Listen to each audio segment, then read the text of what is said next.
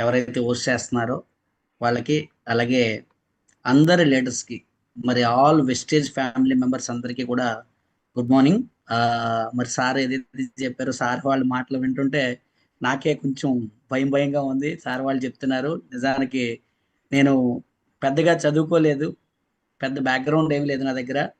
మరి సార్ చెప్పారు కదా! ఒక ప్లంబర్ అంటే ఒక లేబర్, సింపుల్‌గా చెప్పాలంటే ఒక లేబర్ వర్క్ చేసుకునేటువంటి నేను ఈరోజు ఏ విధంగా సక్సెస్ అయ్యాను అనేటువంటి కంప్లీట్ నాలెడ్జ్ అయితే మీకు చెప్పే ప్రయత్నం చేస్తాను.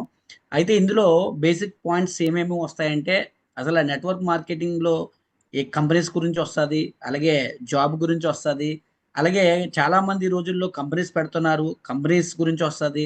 ఇవన్నీ ప్రయత్నాలు చేసిన తర్వాత ఫైనల్‌గా ఈరోజు వెస్టేజ్‌లో నేను ఎలాంటి సక్సెస్ తీసుకున్నాను అనేటువంటి ప్రతి విషయం గూడా క్లారిటీ వస్తుంది. మరి నా వాయిస్ కనుక క్లారిటీ లేకపోతే ఎవరైతే హోస్ట్ చేస్తున్నారో వాళ్ళు చెప్తారు. క్లారిటీగా ఉంది అని ఎస్ నేను సార్, ఎస్ అనుకుంటున్నాను sir, sir. Yes sir, right clarity sir. Sir.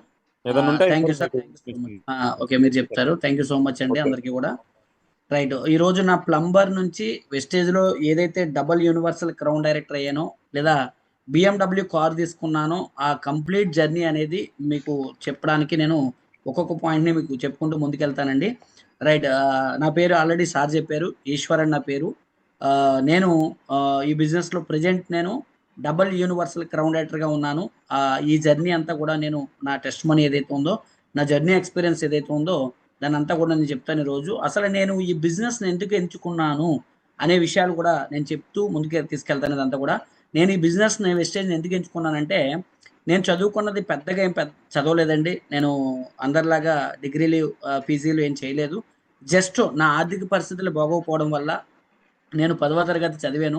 ఆ 10వ తరగతి మీద అంటే పల్లెటూరులో అంటే మాది విశాఖపట్నం ఏం గాదు. తుని లోపల ఒక చిన్న విలేజ్ అన్నమాట. ఆ విలేజ్ నుంచి మరి అక్కడేమి పనులు లేకపోవడం వల్ల 10వ తరగతి మీద పై చదువులు చదివేటువంటి స్తోమత లేక ఏదో ఒక జాబ్ చేసుకుందాం అని జెప్పేసి మరి రావడం జరిగిందండి. ఎక్కడికొచ్చానంటే విశాఖపట్నం అనేది వచ్చాను. కానీ 10థ్ క్లాస్ మీద ఏ ఉద్యోగం దొరుకుతదండి? 10థ్ క్లాస్ మీద ఏ ఉద్యోగం దొరకలేదు. తర్వాత చాలా ప్రయత్నాలు జేశాను. సింపుల్‌గా చెప్పాలంటే మరి ఒక సెక్యూరిటీ జాబ్‌కి నా రెజ్యూమ్ పట్టుకొనెళ్తే, మరి వాళ్ళు నాకు పైనుంచి కిందకి చూసారు. ఎందుకు అంటే, "నీ హైట్ ఎంతున్నావు?" అని చెప్పేసి వాళ్ళు చూడడం జరిగింది. ఊళ్ళోని గూడా మరి హైట్ తక్కువగా ఉన్నాను గదా! అని చెప్పేసి చిన్న చిన్న పనులకెళ్దామన్నా కూడా ఎవరు రానివ్వట్లేదని చెప్పేసి విశాఖపట్నం వస్తే, విశాఖపట్నంలో కూడా నాకు జాబ్ అనేది దొరకలేదండి. మరి జాబ్ దొరకకపోవడం వల్ల నాకప్పుడు అర్థమైందేంటంటే, ఈ పోటీ ప్రపంచంలో ఉద్యోగం సంపాదించడం అనేది చాలా కష్టమని తెలుసుకున్నాను. మరి ఉద్యోగం దొరకట్లేదు. ప్రయత్నాలైతే చాలా చేశాను. మరి ఉద్యోగం దొరకదని డిసైడ్ అయిన తర్వాత మరి బ్రతకడం కోసం ఏదో ఒక పనైతే చేయాలి గదండీ! అది ఎవరైనా సరే ఏదో ఒక పని చేసుకుంటూ బ్రతుకుతారు. అలాగే నేను ఎందుకంటే అప్పుడే బ్యాచిలర్‌గా ఉన్నాను. మరి వేరే వాళ్ళతో ఉంటున్నప్పటికీ గూడా రూమ్ రెంట్ కట్టాలి. తినడానికి మరి బ్రతకడానికి తినాలి కాబట్టి, ఏదో ఒక పని చేయాలి కాబట్టి, బ్రతకడం కోసం ఏదో ఒక పని చేయాలి అనేటువంటి ఉద్దేశంతో, మరి నాకు సులువుగా మరి నా హైట్‌కి తగ్గట్టుగా, ఈజీగా, సులువుగా చేసే పనేముంటదని మరి వెతికినప్పుడు నాకు ఎందుకంటే, హైట్ తక్కువ వల్ల సిమెంట్ బస్తాలు మోయాలన్నా, బిల్డింగుల మీద ఎక్కాలన్నా, లేబర్ వర్క్ చేయాలంటే కూడా చేయలేను. కాబట్టి అందుకే ఇది ఈజీగా ఉండే పనంటే ఎలక్ట్రికల్, ప్లంబింగ్ అంటే ఈజీగా ఉంటదని చెప్పేసి, మరి ఎలక్ట్రికల్ వర్కు, ప్లంబింగ్ వర్క్ చేస్తూ నెలకి పెద్ద ఇన్‌కమ్ ఏమి వచ్చేది కాదండి. ఇదంతా కూడా మరి నేను 10థ్ క్లాస్ పూర్తి చేసుకున్నది ఎప్పుడంటే 2004 తర్వాత విశాఖపట్నం వచ్చి స్ట్రగుల్ ఫేస్ చేస్తున్నటువంటి జోన్ ఇదంతా కూడా. మరి అప్పట్లో ఓ 10,000, 15,000 సంపాదించాలంటే చాలా కష్టంగా లైఫ్ అనేది ఎళ్ళేది. ఎందుకు అంటే మరి ఒక రోజు పనుంటది. ఒక రోజు పనుండదు. బయట పనులు ఎలా ఉంటాయంటే సివిల్ వర్కర్స్‌కి పనున్న రోజు డబ్బులొస్తాయి. ఈ లేబర్ వర్క్ చేసుకునే వాళ్ళకి పని లేని రోజు ఎలా ఉంటదంటే చాలా ఇబ్బందులు పడుతూ ఉంటారు. దేవుడి వైపు చూస్తూ ఉండాలన్నమాట. అందుకనే వాళ్ళు రెంట్ కట్టాలన్నా, తినాలన్నా ప్రతిదానికి కూడా ప్రతి రూపాయి కూడా వాళ్ళు ఖర్చు పెట్టడానికి ఆలోచిస్తారు. ఎందుకంటే ముందు రెంట్ కట్టుకోవాలి, తినడానికి ఉండాలని జెప్పేసి వాళ్ళు బట్టలు కొనుక్కోవడానికి కానీ ఏది గూడా వాళ్ళు ఒక డేర్ స్టెప్ అనేది తీసుకోలేరు. అందుకనే అప్పట్లో బట్టలు గూడా సరిగ్గా ఉండేవి కాదు. అసలు తినడానికి సరిగ్గా తిండి ఉండేది కాదు. అసల రోడ్ల మీద ఏడ్చుకొని తిరుగుతున్నటువంటి పరిస్థితులండి. అదే ఏరియాలో ఈరోజు నాకు తిరుగుతూ ఉన్నప్పుడు కార్‌లో తిరుగుతున్నప్పుడు చాలా గుర్తొస్తుంటాయి. నేను ఎక్కడెక్కడ తిరిగాను, ఎక్కడెక్కడ తిన్నాను, ఎక్కడెక్కడ వర్కులు చేశానని చెప్పి అక్కడ ప్రతిరోజు గూడా నేను థాంక్స్ చెప్తూనే ఉంటానండి. వెస్టేజ్‌కి థాంక్స్ చెప్తూనే ఉంటాను. అలాంటి లైఫ్ అనేది లీడ్ చేసుకుంటూ వెళ్తున్నటువంటి సమయంలో అందరిలాగే నాకు కూడా కలలు ఉండేవండి. కలలు లేకుండా ఏ మనిషి ఉండడు. ఈ భూమి మీద ప్రతి మనిషికి కలలు ఉంటాయండి. మరి అలాగే నాకు కూడా చిన్న చిన్న కలలు, చిన్న చిన్న డ్రీమ్స్ అనేవి ఉండేవి. ఏంటి అంటే కనీసం లైఫ్‌లో నేను ప్లంబింగ్ వర్క్ చేస్తున్నటువంటి ఏ ఇంటికైనా వెళ్ళినప్పుడు వాళ్ళ కారు చూసినప్పుడు కారు కొనగలుగుతానా? లేదా బండి చూసినప్పుడు బండైనా కొనుక్కోగలుగుతానా? నా జీవితంలో కనీసం ఈ రెంట కట్టుకొని బ్రతకలేకపోతున్నాం కాబట్టి ఒక బాత్రూమ్ అంత సొంత ఇల్లైనా ఉంటదా అనిపిచ్చేది. నాకింకా చెప్పాలంటే ప్లంబింగ్ చేస్తున్నటువంటి టైంలో ఈ టైల్స్‌కి మధ్యన గ్యాప్‌లో బిర్లా వైట్ సిమెంట్ పెట్టమని పిలుస్తారండి. ఆ బిర్లా వైట్ సిమెంట్ పెట్టడానికెళ్ళినప్పుడు కొంతమంది రిచ్ హౌస్‌లకెళ్ళినప్పుడు వాళ్ళ బాత్రూమ్స్ చాలా పెద్దగా ఉంటాయండి. అంటే మేము అద్దెకుండే ఇల్లు కన్నా వాళ్ళ బాత్రూమ్ చాలా పెద్దగున్నప్పుడు నాకనిపించేది వీళ్ళ బాత్రూమ్ అంత ఇల్లు కూడా మన జీవితంలో కట్టుకోలేమా? అంటే పేదవాడి పరిస్థితి, మధ్య తరగతి వాడి పరిస్థితి ఇంతేనా? వీళ్ళ జీవితాలు ఇంతేనా? అనేటువంటి అనిపించేది. అందుకనే నాకు కూడా కలలేంటంటే వాళ్ళ ఇల్లులకెళ్ళి పని చేస్తున్నప్పుడు కారుంటే బావుంటది, ఇల్లుంటే బావుంటది. మరి రేపన్న అ రోజున నాకు కూడా పిల్లలుంటారు. ఆ పిల్లలకి మంచి ఎడ్యుకేషన్ ఇవ్వాలంటే నా జీవితం ఇలాగే ఉంటే గనక మరి ఎలాగా నేను మంచి జీవితాన్ని జీవించగలుగుతాను అని చెప్పేసి అప్పుడప్పుడు మరి ఫ్యామిలీతో ఎక్కడికైనా బయటికెళ్ళాలన్నా అంటే టూర్సు వెళ్ళేంత స్తోమత, వెళ్ళేంత ఆలోచన చేయలేం గానీ, కనీసం ఎక్కడికైనా ఒక మంచి ప్రదేశాలకి, పార్కులకి ఇలాంటివి తిరగాలన్నా కూడా మన దగ్గర తినడానికి, బ్రతకడానికి పోరాటం చేస్తే ఇంక అలాంటి సిట్యుయేషన్ మన లైఫ్‌లో ఎక్కడొస్తది? ఇలాంటివన్నీ కూడా భయంగా జీవితాన్ని జీవించేటువంటి రోజులండి అవి. అసలు నిజంగా నా జీవితంలో ఆ రోజులు తలుచుకుంటే ఒక్కొక్కసారి భయపడుతూ ఉంటానన్నమాట. నేను చేసే పనికి అయితే డ్రీమ్స్ అయితే ఉన్నాయి కానీ, ఆ డ్రీమ్సు నెరవేరవు అనేటువంటి భయమెందుకు అంటే గనక, నేను చేసే పనికి, నాకున్న డ్రీమ్స్‌కి ఎక్కడ కూడా పోలికనేది లేదండి. ఎందుకంటే, మరి నేను నెలంతా పని చేస్తే నాకొచ్చే ఆదాయం ఎంత? మరి అది ఆలోచిస్తే మరి ఒక 10,000, 15,000 రావడమే కష్టం. దాంతో తినడానికి రెంట్ కట్టడమే కష్టం. అలాంటప్పుడు డ్రీమ్సు ఎలా నెరవేరుతాయి? అది సింపుల్‌గా ఎవ్వరు అంచనా వేసినా సరే, వాళ్ళ లైఫ్‌లో వాళ్ళకి అర్థమైపోతుంటదండి. వాళ్ళు చేసే పనేంటి? వాళ్ళకొచ్చే ఇన్‌కమ్ ఎంత? ఆ ఇన్‌కమ్‌తో వాళ్ళ జీవితంలో వాళ్ళు కావాలనుకున్నవి వాళ్ళ పిల్లలకి మంచి లైఫ్ ఇవ్వాలనుకున్నా కూడా, వాళ్ళు ఇచ్చేటువంటి పరిస్థితయితే ఉండదండి. దానివల్ల చాలా నేను ఇబ్బందులు పడుతుండేవాడిని, బాధపడుతూ ఉండేవాడిని. మానసికంగా చాలా క్షోభ అనేది అనుభవిస్తూ ఉండేవాడిని. అందువల్ల నా మనసనేది స్థిరంగా ఉండేది కాదండి. కారణం ఏంటంటే, కొంచెం స్పీడ్ అవుతుంది. కొంచెం అర్థం చేసుకునే ప్రయత్నం మీరు చేయాలి. ఎందుకంటే, మనం ఉన్న సమయంలోనే జర్నీని చెప్పాలి కాబట్టి, నా ఫ్యూచర్ అనేది క్లియర్‌గా లేదు. మీరు ఎవ్వరైనా సరే ఆలోచించాల్సింది ఏంటి అంటే గనక, గుర్తుపెట్టుకోవాల్సింది ఏంటంటే, ఎవరికైతే ఫ్యూచర్ అనేది క్లియర్‌గా ఉంటుందో వాళ్ళు మాత్రమే ప్రెజెంట్ లైఫ్‌లో హ్యాపీగా ఉండగలుగుతారండి. ఇంకా క్లియర్‌గా చెప్పాలంటే, ఫ్యూచర్‌లో మనం ఏదైతే కలలు కన్నామో, ఆ కలలు నెరవేరడానికి ఓకేనండి. కలలు అందరికీ కలలుంటాయి. ఆ కలలు నెరవేరుతాయనేటువంటి గ్యారంటీ ఉందంటే, వాళ్ళకి ఫ్యూచర్‌లో ఏం కొనుక్కోవాలనుకుంటున్నారు బండైనా, కారైనా, ఇల్లైనా లేదంటే ఫ్యామిలీకి టూర్స్ అయినా ఇలాంటి కొన్ని కలలు ఉంటాయి కదండీ! ఆ కలలు ఎవరికైతే నెరవేరుతాయని నమ్మకం ఉంటాదో, లేదా నెరవేరేలాగా వాళ్ళ భవిష్యత్తు కనిపిస్తదో వాళ్ళు మాత్రమే ప్రెజెంట్ లైఫ్‌లో అనేది సంతోషంగా ఉండగలుగుతారు. నాకు నెరవేరుతాయని నమ్మకం లేదు. ఎందుకంటే నెలంతా పని చేస్తే వచ్చే డబ్బుతో బ్రతకడానికే పోరాటం చేస్తున్నాం కాబట్టి, ఇంక కలలెలా నెరవేరుతాయి? ఇల్లెలా కొనగలుగుతాను? అనే బాధ నాలో ఎక్కువగా ఉండేది. అందువల్ల నాకు ఫ్యూచర్ క్లియర్‌గా లేదు కాబట్టి, నా మనసనేది స్టేబుల్‌గా ఉండేది కాదు. స్థిరంగా ఉండేది కాదు. కారణం నేను చేసే పని. అందువల్ల మనం చేసే పని ద్వారాగా మన లైఫ్ మారుతుందా? మారదా? అని చెప్పేసి ప్రతి ఒక్కరు తెలుసుకోవాలి. ఇందాక సార్ కూడా స్టార్టింగ్‌లోనే అన్నారు. జాబ్ చేస్తే జీవితం మారుతాది అంటే గనక అది సాధ్యమయ్యే పని కాదు. ఓకేనండి. అలాగే నాకు కూడా అంటే నాకు జాబ్ కాదు కానీ నాది చేతి వృత్తి పని చేసేదాని వల్ల నా లైఫ్ మారేటువంటి అవకాశం అయితే లేదు. మరి అటువంటి సమయంలో నెట్వర్క్ మార్కెటింగ్ అనేటువంటి ఒక ఇండస్ట్రీ ఉందని చెప్పేసి నాకు తెలుసుకున్నాను. ఎవరో ఒకరి ద్వారాగా భగవంతుడు మనకంటూ ఒక మంచి ఆలోచన ఉంటే ఈ సమాజంలో మనం పైకి రావాలి, జీవితంలో నేనంటూ ఎదగాలి, నా కలలు నెరవేర్చుకోవాలి, నాకు మంచి భవిష్యత్తు కావాలి, నా పిల్లలకు మంచి భవిష్యత్తు ఇవ్వాలని ఎవరైనా కోరుకుంటే భగవంతుడు దారులైతే తప్పకుండా చూపిస్తాడండి. నాకు నా జీవితంలో ఏదైనా మంచి జరిగిందంటే, నా జీవితంలో దేవుడు ప్రసాదించిన వరం ఏదైనా ఉంది అంటే గనక మరి అది నెట్వర్క్ మార్కెటింగ్ గురించి తెలియడమేనండి. మరి నెట్వర్క్ మార్కెటింగ్ అనేటువంటి ఒక ఇండస్ట్రీ ఉందని, అందులో మన డ్రీమ్స్ ఏవైతే ఉన్నాయో, ఆ డ్రీమ్స్ నెరవేర్చుకోవచ్చని కొంతమంది ఫ్రెండ్స్ ద్వారాగా తెలుసుకొని నెట్వర్క్ మార్కెటింగ్‌లోకి అడుగుపెట్టాను. ఎందుకంటే, మనం ఫ్రెండ్స్ దగ్గర మాట్లాడుతున్నప్పుడు కొన్ని సందర్భాల్లో నాకు ఇలాంటి కలలున్నాయి, నేనెలా అవ్వాలి అని అంటూ ఉంటాం. అప్పుడు నాకు కొంతమంది మిత్రులొచ్చి, "నీకు చాలా సార్లు చెప్తూ ఉండేవాడివి గదా! నువ్వు కలలు కంటున్నావు కదా! ఆ కలల ప్రపంచం నీకు రావాలంటే గనక నీకొక అవకాశాన్ని పరిచయం చేస్తానని" చెప్పి కొన్ని కంపెనీలు తీసుకెళ్లారండి. అయితే నెట్వర్క్ మార్కెటింగ్ అనేది ఎంత మంచిదో, దాని గురించి అవగాహన లేకపోతే ఎన్ని మనం ఇబ్బందులు పడతామో కూడా నాకు అర్థమైంది దాని తర్వాత. ఎలా అంటే గనక నెట్వర్క్ మార్కెటింగ్ అనేది ఎంత మంచి ఇండస్ట్రీ. అందులో తిరిగేలేదు. అయితే మంచి కంపెనీ గనక ఎన్నుకోకపోతే దీంట్లో ఎంత ప్రాబ్లమ్ ఉంటదంటే దీనంత మనకి దారుణమైనటువంటి ఇండస్ట్రీ అనేది ఇంకోటి ఉండదండి. మరి నేను అది నా స్వతహాగా నా ఎక్స్‌పీరియన్స్‌లో నుంచి నేను కూడా అలాగే మంచి కంపెనీని ఎన్నుకోలేకపోవడం వల్ల నా జీవితం అనేది సర్వనాశనం అనేది అయిపోయిందని చెప్పొచ్చు. అప్పుడు నేను కూడా ఏమనుకున్నానంటే ప్రతి ఒక్కరు ఈరోజు నెట్వర్క్ మార్కెటింగ్ రమ్మంటే వాళ్ళేమంటారు? ఇది స్కీములు, స్కాములు, గొలుసు కట్టు, చైన్ సిస్టమ్ ఇలాంటి మాటలు అంటారు కదా!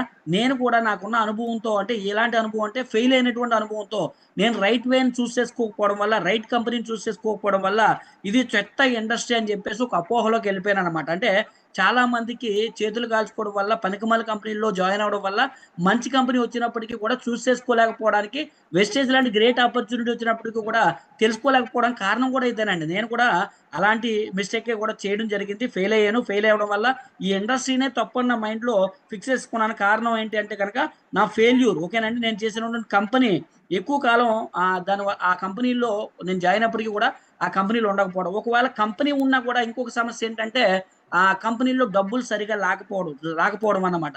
అలాగా నాకేమైందంటే టైము వేస్ట్ అయింది. డబ్బు పోయింది.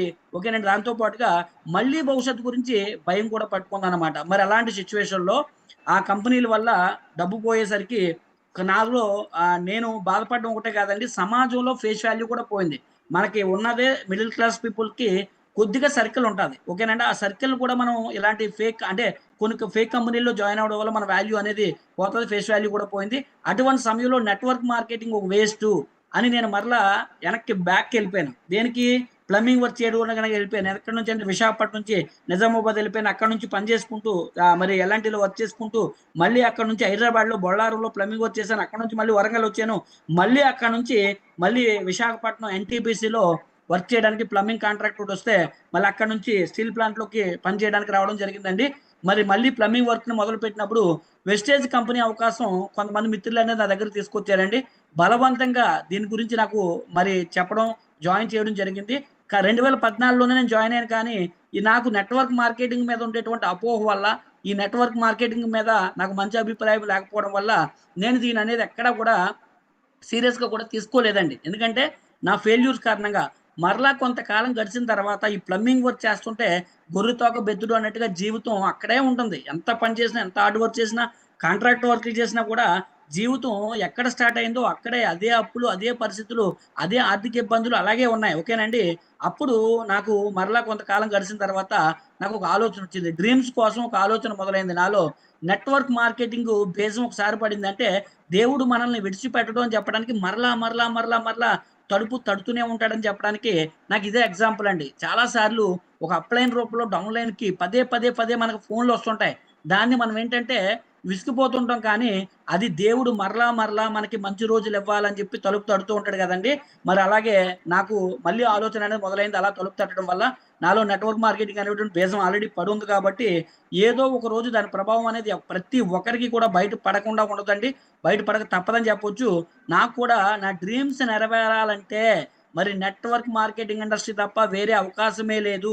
ఎందుకంటే డబ్బెప్పుడు కూడా ఎక్కడ దొరుకుతుంది, ఎక్కువ సంపాదించగలుగుతున్నారు అని నేను చాలా మంది ప్లంబింగ్ చేస్తున్నటువంటి ఇల్లుని గమనిస్తే, అలాగే నేను ఎక్కడైతే ఇంట్లో అద్దెకుంటున్నానో, మా పై ఇంట్లో వైఫ్ అండ్ హస్బెండు వాళ్ళు పెళ్లి చేసుకోవడానికి ఇంట్లో వాళ్ళు ఒప్పుకోకపోతే, వాళ్ళు సెపరేట్‌గా వచ్చి ప్రేమించి పెళ్లి చేసుకొని, మా ఇంటి మీద అద్దెకున్న వ్యక్తులు వాళ్ళు బాగా సూపర్ సక్సెస్ అయ్యారండి. సూపర్ సక్సెస్ అయ్యి వైజాగ్‌లోనే రూ. 1,00,00,000 ఇల్లు కొన్నారు. వాళ్ళని చూసినప్పుడు నాకు అనిపించిందనమాట. అంటే వీళ్ళు లైఫ్‌లో జాబ్ చేస్తే మాత్రం ఇది సాధించలేరు. వాళ్ళు వ్యాపారం చేశారు. వ్యాపారం ద్వారాగా డబ్బొచ్చింది. అంటే డబ్బంతా కూడా వ్యాపారంలోనే ఉంది.